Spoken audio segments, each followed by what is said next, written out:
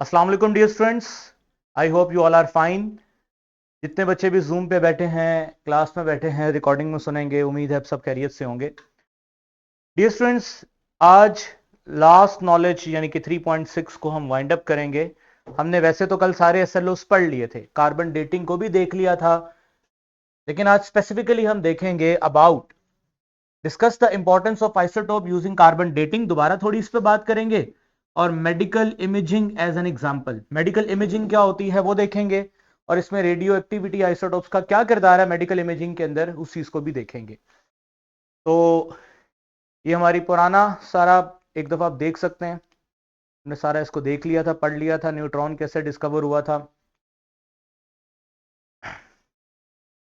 फिर हमने डिफरेंस देखा था केमिकल रिएक्शन में और न्यूक्लियर रिएक्शन में। कार्बन डेटिंग से कल हमने बात शुरू की थी और कार्बन डेटिंग यहीं से थोड़ी बात को आगे दोबारा बढ़ाएंगे। क्या था कार्बन डेटिंग डियर स्टूडेंट्स? आपके सामने आपको ये डिफरेंट तरह के फोसल्स या यूं समझ लो कि ढांचे नजर आ रहे हैं, और ये किसी जगह जंग हुई है, और डेफिनेटली बहुत पुराने जमाने में कोई जंग थी, उसमें उसके जो जानवर थे, जो भी उसमें घोड़े यूज होते थे, वो सारे डेफिनेटली जंग में जख्मी हुए, उनको मार दिया गया, तो उनकी ये रिमेन्स हैं। ठीक है, तो अब ये पता करना है कि ये कितने साल पुराने जंग हुई, तो वो डेफिनेटली हम इन फोसल्स की एज का पता करवाएंगे। और कैसे इन फोसल्स की एज का पता चलता है? With the help of carbon dating. ये कार्बन डेटिंग क्या है, इसके बारे में कल तफसील से बात हुई थी। ये पूरा प्रोसीजर मैंने आपको अच्छे तरीके से एक्सप्लेन किया था, किस तरह से हमारी बॉडी में रेडियो एक्टिव कार्बन पहुंचता है। दो तरह का कार्बन होता है ना, कार्बन 12, कार्बन 14। कार्बन 12 तो नॉर्मल है, वो तो रेडियो एक्टिव नहीं है, वो तो स्टेबल है। लेकिन कार्बन 14 जो होता है वो क्या होता है? रेडियो एक्टिव होता है। और कल मैंने आपको डिटेल से बताया था किस तरह से कॉस्मिक रेस हवा में मौजूद नाइट्रोजन को कार्बन 12 में चेंज करती हैं, और कार्बन 12 जो कि रेडियो एक्टिव कार्बन है वो कार्बन डाइऑक्साइड में चेंज होता है। प्लांट्स इस कार्बन डाइऑक्साइड को कंज्यूम करते हैं, देन इन प्लांट्स को जो भी कंज्यूम करेगा उसकी बॉडी में कार्बन 14 आता रहेगा, और एक सर्टेन लेवल तक हर ह्यूमन बॉडी के अंदर कार्बन 14 की मिकदार होती है। जब तक वो जिंदा है तब तक वो कार्बन 14 की मिकदार उसके जिस्म के अंदर कांस्टेंट रहेगी, फिक्स रहेगी। As long as body function करना बंद करेगी, यानी कि इंसान जब मर जाएगा, या कोई भी ह्यूमन बीइंग या कोई भी एनिमल, उसकी जब डेथ होगी, बॉडी फंक्शन करना बंद करेगी, कार्बन 14 की जो मेंटेनेंस थी वो खत्म हो जाएगी। फिर आहिस्ता आहिस्ता कार्बन 14 डिके होना शुरू होगा। क्यों डिके होना शुरू होगा? शाबाश बताओ। कल मैंने बोला था कि कार्बन 14 स्टेबल तो नहीं है, क्या है? अनस्टेबल। कार्बन 14 स्टेबल तो नहीं है, क्या है? अनस्टेबल। जब वो अनस्टेबल है तो वो डिके तो होगा। अब वो डिके होगा और डिके होने के बाद अपनी मिकदार को क्या करेगा? कम करेगा। ये सारा कल मैंने बताया था। आज ये मैंने आपके साथ ये फार्मूला डिस्कस करना है, और इस फार्मूला को डिस्कस करने के बाद एक सिमुलेशन पे मैं आपको एक गेम दिखाऊंगा जिसमें डिफरेंट तरह के डेड बॉडीज आपको मिलेंगी। आपने करना क्या होगा? उनकी एज बतानी होगी। ठीक हो गया? अच्छा, फार्मूला बड़ा आसान है, कोई मुश्किल नहीं है। ये फार्मूला शायद आपकी एसएलओ का पार्ट नहीं है, लेकिन इतना कुछ पढ़ लिया है तो एक छोटा सा फार्मूला ही सीखना है ना। इससे हासिल क्या होगा? आपको कार्बन डेटिंग की मदद से किसी भी केमिकल, किसी भी एनिमल की जो उसकी डेथ लाइफ है, कितनी देर होगी उसको मरे हुए, वो आप निकाल लेंगे। फार्मूला क्या? टी, टी से मुराद टाइम, कितना टाइम हो गया, बराबर है natural log RCP. What is RCP? RCP के बारे में मैंने लिखा हुआ है। RCP stand for remaining carbon 14 percentage. कितने कार्बन, कितना परसेंट कार्बन बाकी बचा? कल वो आपको मैंने डिवाइस दिखाई थी ना, वो डिवाइस हमें क्या बताती थी? इसमें इतने परसेंट कार्बन 14 है, इसमें इतने परसेंट कार्बन 14 है। वो मैं दोबारा सिमुलेशन भी दिखाता हूं। Is the remaining percentage of carbon 14 in the sample compare to the amount in living tissue. Living tissue में कितने परसेंट कार्बन 14 होता है? शाबाश, 100%। अभी हम लिविंग टिश्यू है हमारी बॉडी में, 100% उसमें कार्बन 14 होगा। लेकिन जैसे ही बॉडी फंक्शन करना बंद करेगी तो ये परसेंटेज डिके होना शुरू होगी। अच्छा, 1/t क्या है? शाबाश, ये 1/t is half life of carbon 14। और कल मैंने बोला था, शाबाश याद करो, कितनी हाफ लाइफ होती है कार्बन 14 की? 5000 700 ईयर्स, यानी 5700 साल लगते हैं हमारी बॉडी में मौजूद कार्बन 14 को आधा होने में।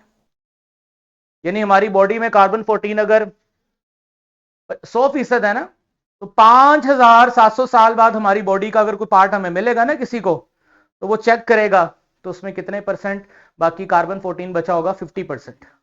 कितना बचा होगा? 50%।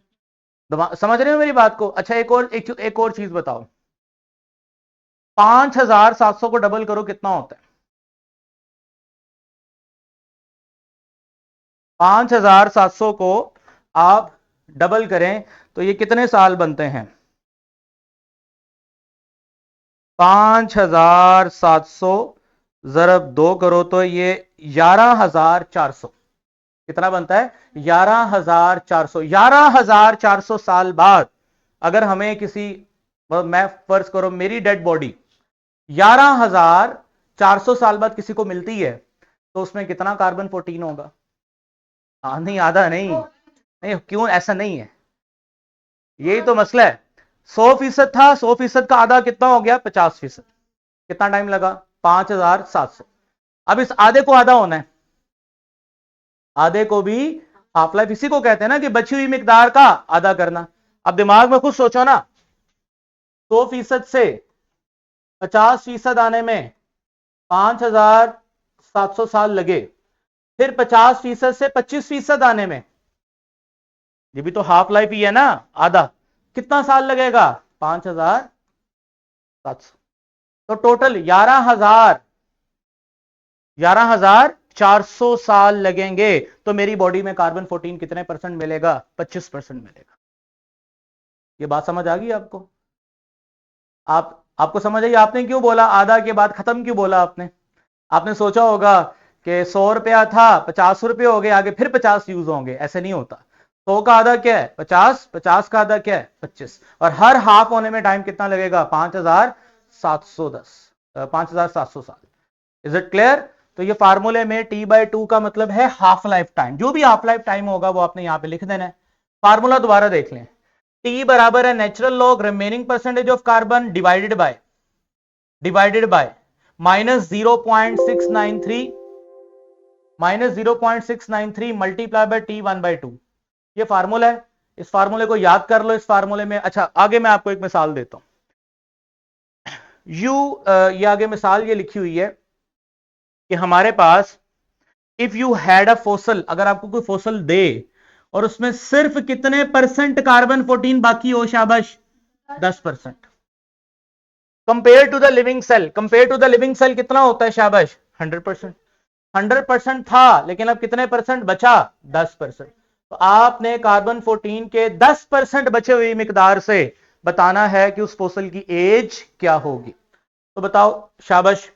सबसे पहले ये टी लिखा है, यहां पर टी आ गया, टी से मरा टाइम, को फुल स्क्रीन कर दें जी। उसके बाद नेचुरल लॉग आ गया, ऊपर भी क्या लिखा था? Natural log. पता ना नेचुरल लॉग का आइडिया ना, मैथ में पढ़ा आप लोगों ने।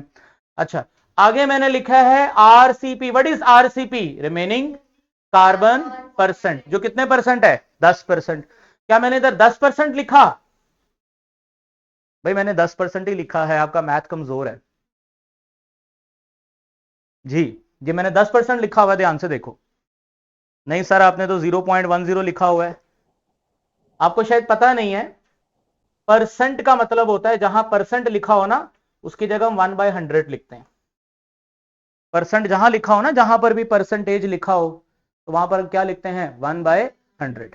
तो अगर 10% लिखना है ना, तो ऐसे नहीं लिखना आपने। आपने इसका परसेंटेज पहले क्या करना है? यहां से खत्म करना है। कैसे? शाबाश, 10 मल्टीप्लाई 1/100। समझ आ गया? ऑटोमेटिकली ये क्या बन जाएगा? शाबाश, 0.10। अगर 80% होगा तो क्या मानोगे? 0.80। 90% होगा तो क्या मानोगे? 0.90। समझ रहे हैं मेरी बात को? ये अंडरस्टूड बात है, ये आप लोगों ने इसको ना समझना है, खुद ही समझ रहे हैं। तो बहरहाल मैंने यहां पर क्या लिखा? 10% की जगह पे 0.10, मतलब ये 10% है। अच्छा, आगे आगे डिवाइड का साइन लगाया, -0.693 लगाया, मल्टीप्लाई किया किसके साथ? हाफ लाइफ टाइम के साथ जो फार्मूला था। सॉल्व किया सारा कुछ, सॉल्व करने के बाद अब आप यहां से सॉल्व कर लोगे, कैलकुलेटर से नेचुरल लॉग लोगे, डिवाइड करोगे और बाद में इसके साथ मल्टीप्लाई करोगे, ये आप कर सकते हो। और फाइनली आपको जो आंसर मिलेगा वो ये मिलेगा, 18,940 साल पुराना ये फोसल होगा। कितना? 18,940 साल। उम्र निकालनी आ गई आपको, एज डिटरमिन करनी आ गई आपको। ओके, अब मैं इसकी एक सिमुलेशन दिखाता हूं और आप लोगों ने मुझे घर से वो क्वेश्चन सॉल्व करके देने हैं। सारे बच्चे डाटा रिकॉर्ड कर लें।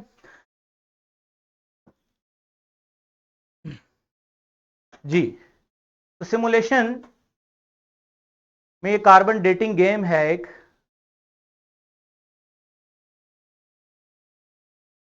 ये बड़ी क्यों नहीं हो रही यहां से? ऐसे नहीं है, ये ठीक चाहिए थी। जस्ट अ मिनट स्टूडेंट्स, इसको जरा प्ले कर ले हम।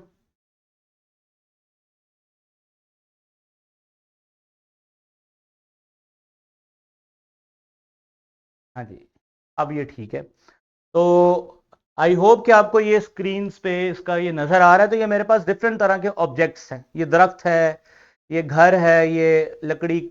अच्छा, अब डेफिनेटली लकड़ी ये कट गई है, इसका मतलब अब ये लाइव नहीं है, ये डेड हो चुकी है। अच्छा, तो ये मेरे पास डिटेक्टर है जो मुझे बताएगा कि इसमें कितनी परसेंटेज ऑफ कार्बन है। तो इसमें मैं लगाता हूं तो ऊपर देखो, यहां पे परसेंटेज आ रही है, कितने परसेंट है? 100%। भाई 100% तो उसी में होगा ना जो जिंदा है। अब जिंदा चीज की तो हम तो इसकी मदद से तो एज उसकी निकालते हैं जो चीज मर चुकी है। ये तो दरख्त की तो एज नहीं निकल सकती। अच्छा, ये खोपड़ी पड़ी है एक, स्कल, कितने परसेंट है? 98.2%, मतलब 0.982। फार्मूले में क्या लगाओगे? 0.982। रिकॉर्ड कर लो, शाबाश। कॉपी अपनी निकालो, रजिस्टर निकालो, रिकॉर्ड करो। फार्मूला तुम लोगों को मैंने बता दिया है, मुझे यहां पर इसका आंसर चाहिए। कैसे आंसर निकालना है? नोट करो आप सब क्या कर रहे हो। चलो चलो, शाबाश, आपकी असाइनमेंट है। आपने मुझे स्कल की एज बतानी है कि कितनी पुरानी है। फार्मूला वही जो मैंने आपको सिखाया। इस फार्मूले में आप कहां पे, ये फार्मूला स्क्रीन पे लिखा हुआ है। टी बराबर है नेचुरल लॉग 0.1। अब यहां 0.10 की बजाय क्या आएगा? 0.982। समझ गया आप मेरी बात को? ओके, वो लेके आए सिमुलेशन दोबारा। ओके, अब कल की एज बतानी है आपने मुझे। अब चलते हैं जी इस प्लांट की तरफ। डेफिनेटली ये भी जिंदा है, तो भाई ये भी 100% पे ही होगा। ये घर, जी हड्डी पे आए, चले हड्डी पे आ चले। ये जो एक बॉन है, अच्छा इसका मतलब ये बॉन में 83.93% है। तो नोट कर लो, बॉन के अंदर 83.9% इसमें बाकी है कार्बन 14। अच्छा, एक सवाल मैं आपसे पूछना चाहता हूं, ये स्कल ऊपर है, ये बॉन नीचे है, तो नीचे अब और भी नीचे काफी ऑब्जेक्ट्स हैं। आप क्या अंदाजा लगाओगे, जितना नीचे ऑब्जेक्ट होगा कार्बन की परसेंटेज कम होगी या ज्यादा होगी? सर क्यों, कम होगी। क्यों कम होगी? सर क्योंकि वो बहुत अरसे से यहाँ पे मौजूद है और कोई हाँ, देखे ना, भी वो उसको किसी टाइम हो गया बहुत सारा, बहुत अरसे से वहां मौजूद है। ठीक है। अच्छा, अब यहां पर देखें, वो इतना टाइम हो गया उनको कि इसके अंदर कार्बन 14 खत्म हो चुका है। कार्बन 14 ऑलमोस्ट 0% है। तो इनकी एज को डिटरमिन करना, फिर हम यही कहेंगे कि 10% की अगर एज 18,000 तो कुछ साल थी, तो इसकी एज तो फिर 10% वाले से भी क्या होगी? ज्यादा ही होगी। फॉलो कर रहे हैं? तो यहां पे हम एस्टिमेशन लगा लेते हैं कि ये 20,000 साल पुराना है, ये तकरीबन 25,000 साल पुराना है। जहां पे परसेंटेज ही जीरो हो जाए तो वहां पर हम यही कहते हैं ये 25,000 साल पुराना है। फिर लेयर जितनी नीचे होगी साल उतने बढ़ते जाएंगे। समझ रहे हो? मसलन अगर इसमें देखो, तो इसमें भी 0% है, इसमें भी 0% है। अब दोनों में 0% है, दोनों की एज हम फार्मूले से तो नहीं निकाल सकते, लेकिन हमें पता है कि ये वाला पुराना है, ऊपर वाला थोड़ा नया नहीं कहना चाहिए, मतलब उसकी उम्र किसकी ज्यादा है, यानी कि ज्यादा लंबा अरसा डेथ को, कौन से ऑब्जेक्ट की डेथ को ज्यादा टाइम हुआ? नीचे वाली लेयर। तो हम ये कहेंगे इसको तकरीबन 50,000 साल हो गए हैं, और इसको कहेंगे तकरीबन 30,000 साल हो गए। समझ गए आप? इस तरह से अंदाजा लगाएंगे। अच्छा अब इसमें देखते हैं, इसमें इसकी परसेंटेज आ रही है, कितनी आ रही है 88.2%। इसमें देखें, इसमें भी 0 आ रहा है। अच्छा यहां पर ना आप जरा गौर करें ना, तो जरूरी नहीं कि हर दफा एज हम कार्बन 14 से निकालें, हमारे पास कुछ और भी पैरामीटर्स हैं एज को निकालने के लिए। जैसे कि अगला पैरामीटर क्या है, यूरेनियम। अब जो यूरेनियम है वो किसी बॉडी में होता है, किसी बॉडी में नहीं होता। अब ये जो यूरेनियम है ना, जरा गौर करें, ये मेरे पास जो ऑब्जेक्ट पड़ा हुआ है ये कोई लिविंग लिविंग चीज नहीं है। क्या चीज है ये, जरा देखें। ये ये रॉक है, कोई चट्टान है। अब उस चट्टान के अंदर कार्बन 14 तो नहीं होगा, चट्टान के अंदर क्या होगा, यूरेनियम। तो इसका मतलब इसमें हम सारा सारे का सारा, अच्छा इसमें कितने परसेंट यूरेनियम बाकी है, 97%। अच्छा अब क्या फार्मूला सेम लगेगा, नहीं नहीं नहीं नहीं, फार्मूले में चेंज आएगा। क्या फार्मूले में चेंज आएगा, देखो हाफ लाइफ सबकी डिफरेंट है, हाफ लाइफ सबकी क्या है, डिफरेंट। यूरेनियम के बारे में आपको बता दूं, 710 मिलियन साल, कितने, 710 मिलियन साल लगते हैं यूरेनियम को आधा होने में। अभी कितना बड़ा टाइम है, समझ रहे हैं। इसका मतलब 1 किलो यूरेनियम पड़ा है तो उसको 710 मिलियन साल। तो यहां पर फिर चेंज आएगी वैल्यू, क्या चेंज आएगा वैल्यू का, 570 की बजाय 5700 की बजाय 710 मिलियन।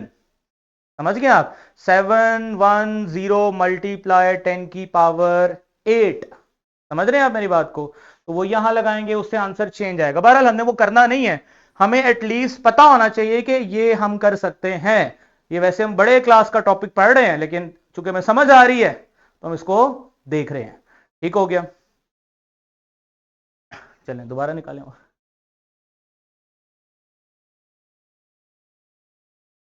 अच्छा जी, इसी तरह ये गेम आप खुद भी प्ले कर सकते हैं घर पे। फैक्ट पे लिखेंगे जाके कार्बन डेटिंग, और ये आप खुद भी डिटेक्टर लगाएंगे, आपको हर ऑब्जेक्ट के अंदर कितना कार्बन है, कितना, अच्छा कितना कार्बन 14 बाकी बचा है, वो सारा आपको पता चल जाएगा। इस तरह से आप इनकी एज को क्या करेंगे बेटा, डिटरमिन करेंगे। आई होप कि आपको ये चीज अच्छे तरीके से समझ आ गई है। कार्बन डेटिंग कैसे काम करती है ये हमने समझ लिया। अब हम मूव करते हैं आगे, नेक्स्ट आगे मूव करेंगे।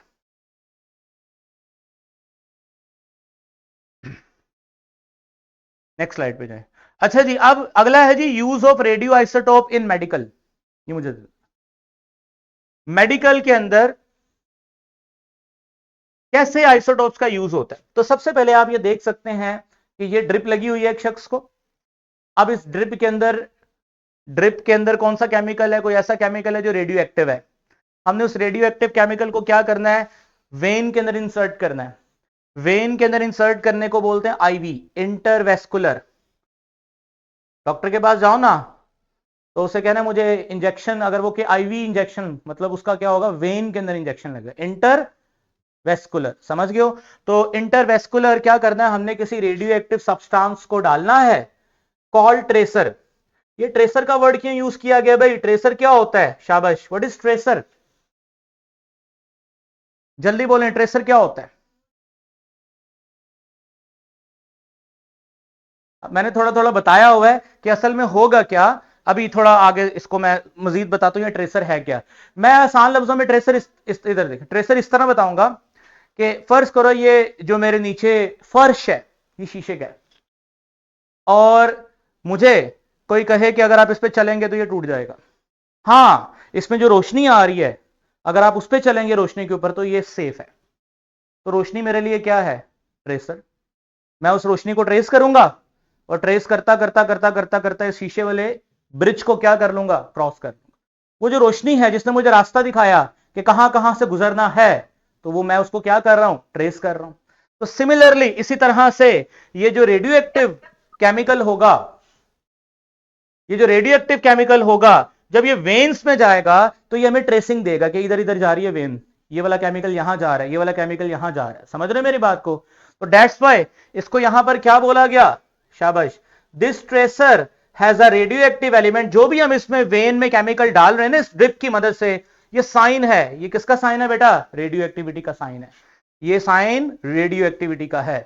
The element that release gamma rays, ये तो मैंने लास्ट टाइम बताया था आपको। आपने वो वाला रेडियो एक्टिव आइसोटोप इसमें डालना है जो अल्फा बीटा नहीं बल्कि कौन सी रेडिएशन को रिलीज करे, गैमा रेस को, क्योंकि गैमा रेस बॉडी के, ये देखें अब वो मेरे पास स्लाइड नहीं है, नहीं तो आपको मैंने ये दिखाया है कि आपकी बुक में पिक्चर बनी होगी, सबकी बुक में, कि अगर आप बुक्स खोलें तो बुक में पिक्चर बनी हुई है, एक ह्यूमन बॉडी के अंदर से अल्फा रेडिएशंस भी गुजरी हैं, बीटा भी और गैमा भी।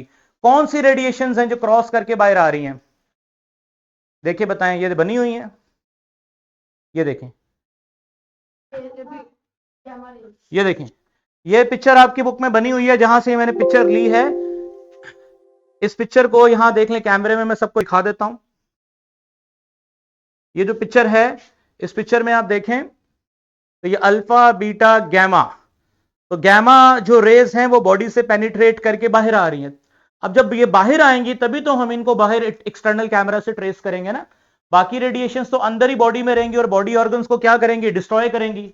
हमें वो रेस चाहिए जो अंदर ना रहे, अंदर से बाहर आ जाए, तो हाईली पेनिट्रेटिंग रेस का यूज करेंगे, यानी ऐसे आइसोटोप्स जो गैमा रेडिएशन रिलीज कर सकते हैं, break down inside the body. अब होगा क्या, बात को बड़े ध्यान से समझना है। ये मेरे पास एक मशीन है, क्या करती है ये मशीन, ये इसके ऊपर यहां पे कैमरा लगा होता है। कैमरा क्या करता है, इस कैमरा को गैमा कैमरा कहते हैं। ये कैमरा क्या करता है, पूरी बॉडी में अब ब्लड के थ्रू जो आइसोटोप रन करेगा, ये गैमा कैमरा जो है इस बॉडी में से निकलने वाली शाबाश कौन सी रेडिएशंस, गैमा रेडिएशंस को क्या करेगा, ट्रैक करेगा। तो फुल स्क्रीन कर, जब इस बॉडी में से निकलने वाली गैमा रेडिएशंस को ये कैमरा ट्रैक करेगा तो पूरी बॉडी की एक इमेज आ जाएगी कि ये कैसे कैसे बॉडी में ब्लड फ्लो कर रहा है। मसलन मैं इसको नेक्स्ट आगे करें जरा, ये मशीन आपने देखी होगी, कहीं ना कहीं देखी होगी, लैब में, मूवीज में, कहीं ना कहीं कमर्शियल्स में देखी होगी। ये मशीन क्या कर रही है, a patient lie down in the scanner, ये स्कैनर है, इसके साथ इसके ऊपर ये कैमरा लगा हुआ है, gamma camera. With a gamma camera a small amount of radioactive tracer, एक छोटी अमाउंट में रेडियो एक्टिव ट्रेसर इसकी बॉडी में एंटर किया गया है। The gamma camera detect gamma rays emitted by the tracer, जो ट्रेसर इसकी बॉडी में डाला गया है, जो रेडियो एक्टिव आइसोटोप इसकी बॉडी में डाला गया है, वो जब रेडिएशंस को रिलीज करेगा तो बाहर आएंगी, तो ये गैमा कैमरा उन रेडिएशंस को डिटेक्ट करेगा। It move through out the body, create image, इस तरह पूरी बॉडी की एक इमेज आ जाएगी। कैसी इमेज आएगी वो भी दिखाते हैं, आगे चलें। ये देखिए इस तरह की कोई इमेज आएगी।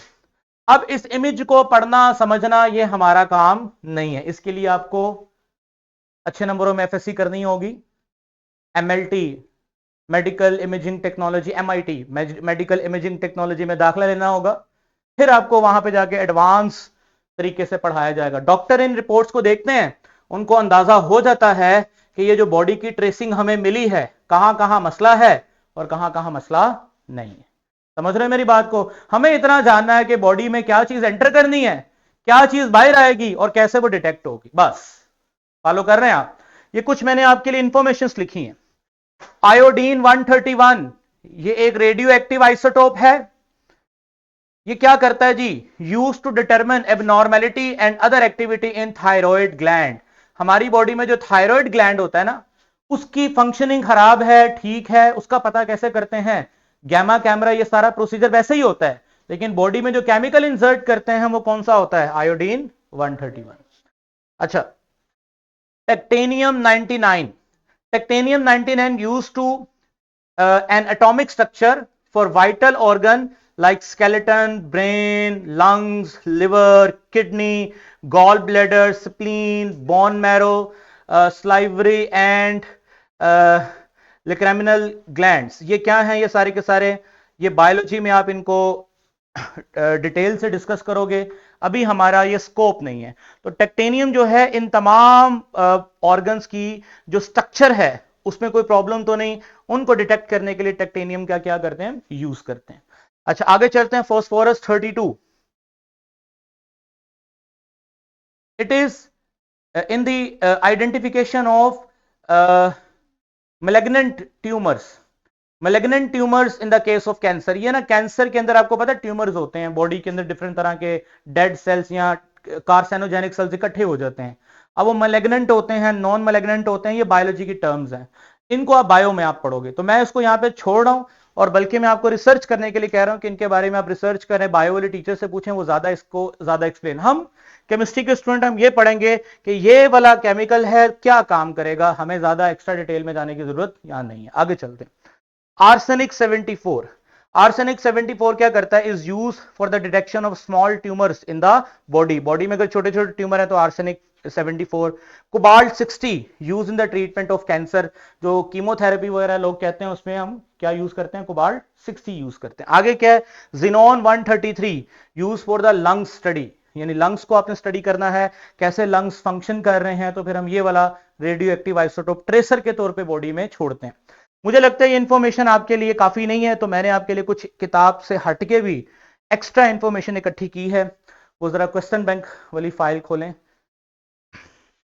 वो आप जरा उसको समझ लें, क्योंकि एसएलओ बेस्ड एग्जाम है, कोई information out of the book भी आ जाए तो आपको कम से कम पता होनी चाहिए। वैसे आएगी नहीं, लेकिन इंफॉर्मेशन है, आप उसको समझ लें एक दफा। ऊपर करें जरा इसको।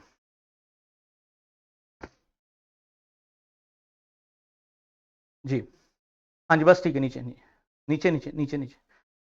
फ्लोरीन 18 F18 के नाम से ही मशहूर है। F18 की एनोटेशन यहां से आती है, एक मिनट। ये फ्लोरीन 18 ये भी रेडियो एक्टिव आइसोटोप है। इसका पर्पस क्या है? Detect cancer, heart diseases, brain disorder.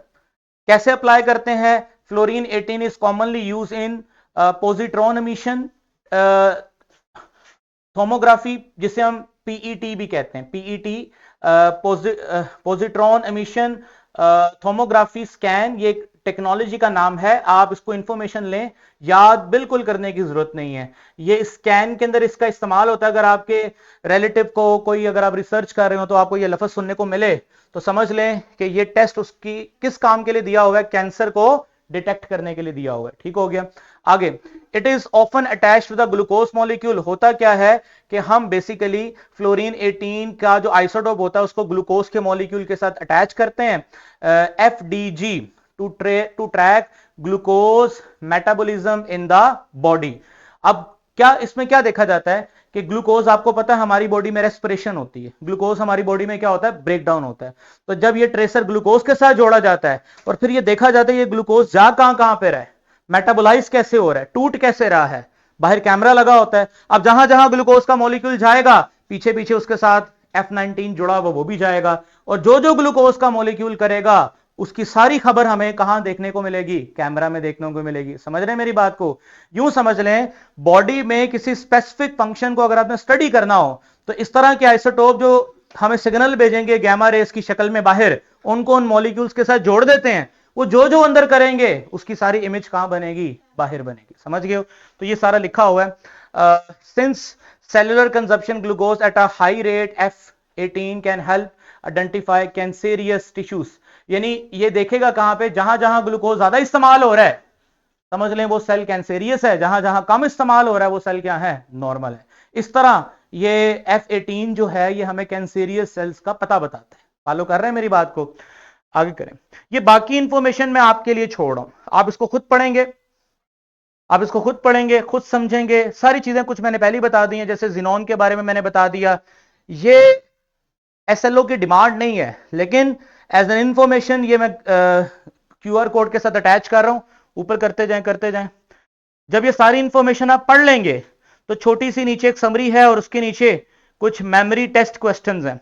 ये क्वेश्चंस आपने अटेम्प्ट करने हैं। ये इसमें आपने ऊपर जो भी पढ़ा होगा, जो भी मैंने आपको सिखाया है, इन तमाम क्वेश्चंस के आंसर आप दे देंगे अगर आप ये पढ़ लेंगे। ओके, आई होप स्टूडेंट्स हमने कार्बन डेटिंग को भी समझ लिया, हमने रेडियो एक्टिव आइसोटोप्स की मेडिकल के अंदर क्या यूजेज है वो भी देख ली, और हमारा एसएलओ नॉलेज जो है वो कंप्लीट हुआ। इंशाल्लाह कल हम चैप्टर 4 स्टार्ट करने वाले, एक नया चैप्टर। लेकिन मैं सोच ये रहा हूं कि आपके कल मैंने बैठना है, जो हमारे इंचार्ज हैं सारा ये वीडियोस का सिस्टम देखते हैं। कल मैं इसकी सारी जितनी भी वीडियोस हैं उनकी स्किल शीट वगैरह ये सारी वैसे अपलोड हैं, दोबारा उसको मैं क्रॉस चेक कर लूंगा, कुछ रह गई हैं तो वो भी अपलोड हो जाएंगी। मंडे को आपने क्या करना है, मंडे टू नेक्स्ट मंडे एक पूरा हफ्ता है, इन 3 चैप्टर्स की वीडियो को फास्ट फॉरवर्ड करके देखें। फास्ट फॉरवर्ड समझते हैं, उसको डबल स्पीड पे देखें, क्योंकि पढ़ा तो हुआ है, फास्ट फॉरवर्ड देखेंगे तो सारा क्या हो जाएगा, रिवाइज हो जाएगा।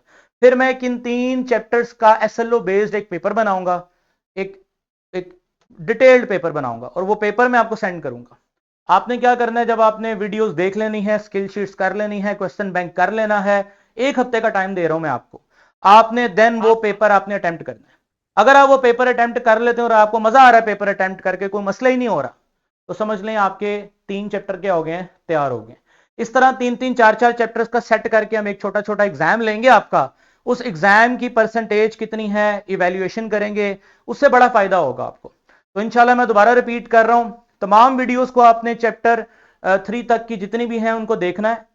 इस मंडे को नहीं, नेक्स्ट मंडे को मैं एक आपका टेस्ट लूंगा, जिसको मैं लाइव यहां पे डिस्कस करूंगा। टेस्ट घर बैठ के आप करेंगे, डिस्कशन मेरी यहां पर होगी, आप मुझे टेस्ट फॉरवर्ड करोगे और मैं चेक करके आपको क्या करूंगा, रिटर्न करूंगा।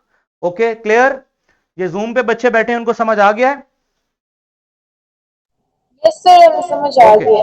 Okay, thank you. ओके जी, अल्लाह हाफिज।